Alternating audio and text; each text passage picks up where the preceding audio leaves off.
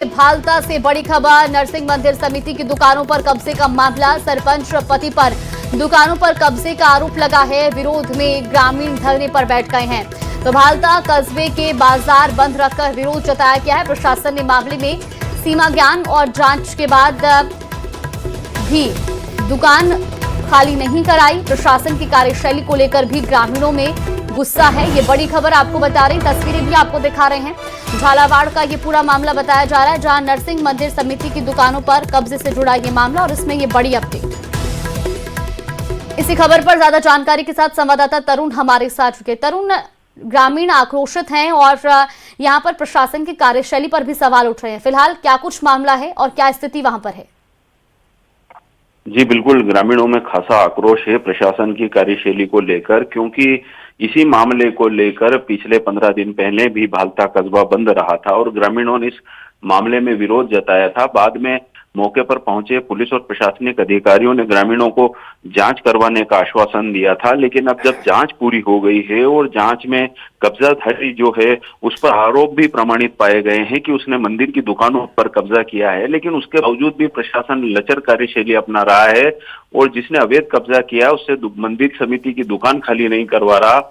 ऐसे में ग्रामीणों का गुस्सा फूट पड़ा है और ग्रामीण धरने पर बैठ गए हैं भालता कस्बे में और लगातार भालता कस्बे की दुकानें बंद रखकर वे अपना विरोध जाहिर कर रहे हैं। ग्रामीणों का कहना है कि जब प्रशासन ने 15 दिन पहले जांच का आश्वासन दिया, अब जब जांच हो गई, जांच में उनकी बात सही साबित हो गई, लेकिन उसके बावजूद भी प्रशासन जो कब्जाधारी है उससे मिली भगत करके मंदिर समिति की दुकानों से कब्जा नहीं हटवा रहा है। तो इस तरह की जो कार्यशैली है वो बिल्कुल ग्रामीण बर्दाश्त करने के मूड में नहीं है और ग्रामीणों ने स्पष्ट रूप से ये चेतावनी दी है कि जब तक ये मंदिर समिति की दुकानें प्रशासन खाली नहीं करवाता तब तक कस्बे के बाजार बंद रहेंगे और इतना जारी रहेगा। चलिए, बिल्कुल, बहुत शुक्रिया आपका जानकारी साझा करने के लिए। तो देखिए, इस पूरे मामले को लेकर ग्रामीण आक्रोशित हैं और इस मामले पर कार्रवाई की मांग की जा रही है।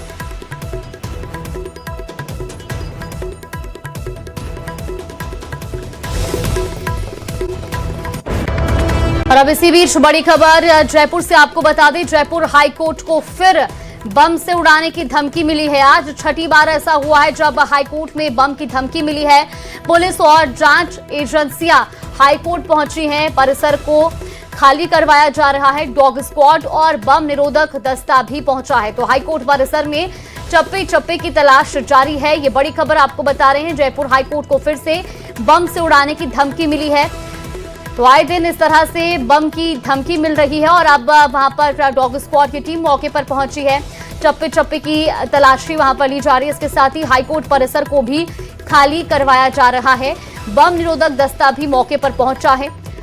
इस वक्त की बड़ी खबर आपको बता रहे हैं, पुलिस और जांच एजेंसियां भी मौके पर पहुंची हैं और चप्पे चप्पे पर जांच की जा रही है। रोशन, एक बार फिर से बम की धमकी मिली है और ये अब आए दिन का मामला हो गया है। आए दिन इस तरीके के मामले सामने आ रहे हैं बम की धमकी के, लेकिन सबसे बड़ा सवाल वही कि आखिर ये धमकियां दे कौन रहा है और इसके पीछे की मंशा क्या है?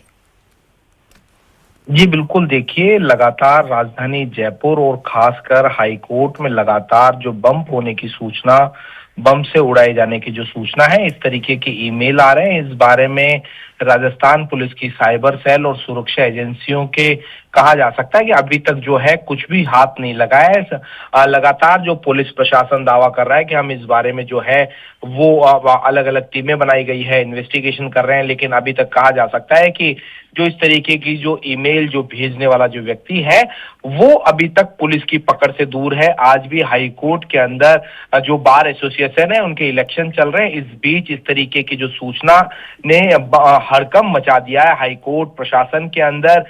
जो वोटिंग है वो प्रभावित यहाँ पर क्रोश है।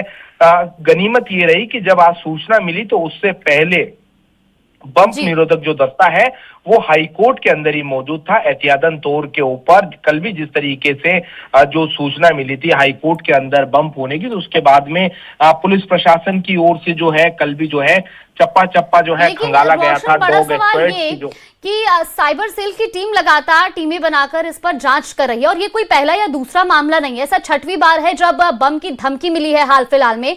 क्या अभी तक आईपी एड्रेस ट्रेस नहीं हो पा रहा? क्या इसके पीछे की बड़ी वजह है? क्यों ये आईपी एड्रेस ट्रेस नहीं कर पा रहे हैं? कुछ अभी तक बयान आया है इस पर? बिल्कुल, देखिए इस बारे में जो एडिशनल पुलिस जो क्राइम है मनीष अग्रवाल, उन्होंने कहा कि इस बारे में हम जो देश के जो बेहतर जो साइबर एक्सपर्ट्स हैं, उनकी भी जो है वो मदद ली गई है। दरअसल जो ईमेल भेजने वाला व्यक्ति है, वो लगातार जो है वो आईपी एड्रेस जो है बदल रहा है। इस तरीके की टेक्नोलॉजी है, वीपीएन के माध्यम से, जो स्मार्ट वीपीएन उसके माध्यम से जो है वो आईपी एड्रेस जो है वो बदल दिया जाता है।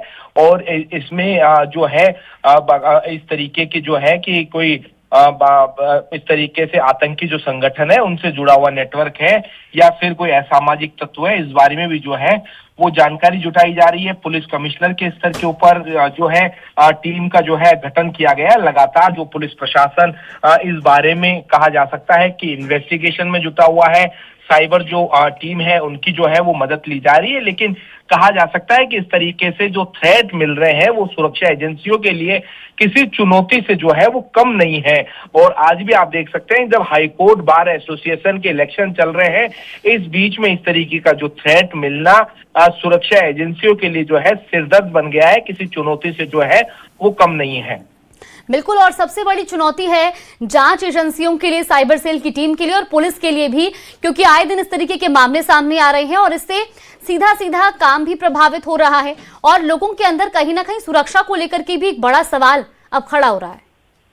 बिल्कुल, देखिए पुलिस प्रशासन का तो जो फेल्योर जो है वो सामने आ ही चुका है कि राजधानी जयपुर में इस तरीके से जो बम से उड़ाए जाने की जो धमकियां हैं, सिलसिला जो है वो देखा जा सकता है कि राजधानी जयपुर में करीब कहा जा सकता है कि करीब 30 से ज्यादा बार जो है इस तरीके की जो है वो बम से उड़ाए जाने की जो है वो धमकियां जो दी गई है। तो ऐसे में इसमें कोई कहा जा सकता है कि संशय नहीं है कि राजस्थान पुलिस का जो साइबर जो सिक्योरिटी कहा जा सकता है कि जो विंग है वो पूरी तरीके से जो फेल जो है वो नजर आ रहा है। और कहा जा सकता है कि अब लोगों के लिए इस तरीके की जो धमकी है वो मजाक का विषय बन गया है। लेकिन सबसे बड़ी ये जो बात है कि इस तरीके की जो धमकियां लगातार जो मिल रही है वो कहीं ना कहीं हकीकत में बदल जाए तो हो सकता है कि कोई बड़ी जो है वो हानि जो है हो सकती है। तो ऐसे में सुरक्षा एजेंसी किसी भी प्रकार से कहा जा सकता है कि इस पूरी घटना को लेकर जो है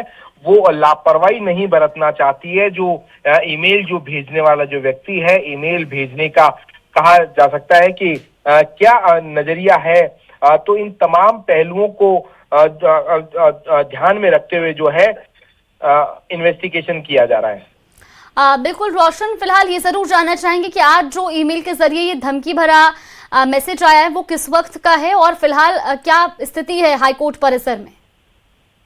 जी बिल्कुल, देखिए हाईकोर्ट परिसर में इस वक्त जो है बार एसोसिएशन के इलेक्शन चल रहे हैं। वकीलों के अंदर जो है पुलिस के जो इस तरीके से अब कहा जा सकता है कि फेल्योर को लेकर जो है आक्रोश है। हालांकि जो है बार एसोसिएशन के जो इलेक्शन है वो चल रहे हैं। सबसे मैंने पहले भी कहा है कि गनीमत ये रहा कि जो डॉग स्क्वाड और कहा जा सकता है कि क्विक रेस्पॉन्स जो टीम है वो पहले से ही हाईकोर्ट परिसर के अंदर मौजूद थी। हाईकोर्ट परिसर का जो है कल भी जो है चप्पा चप्पा खंगाला गया था।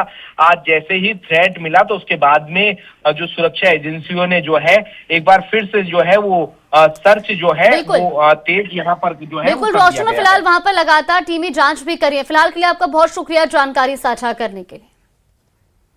और चलिए वक्त तो चला एक छोटे से ब्रेक का, ब्रेक के बाद फौरन हाजिर होंगे।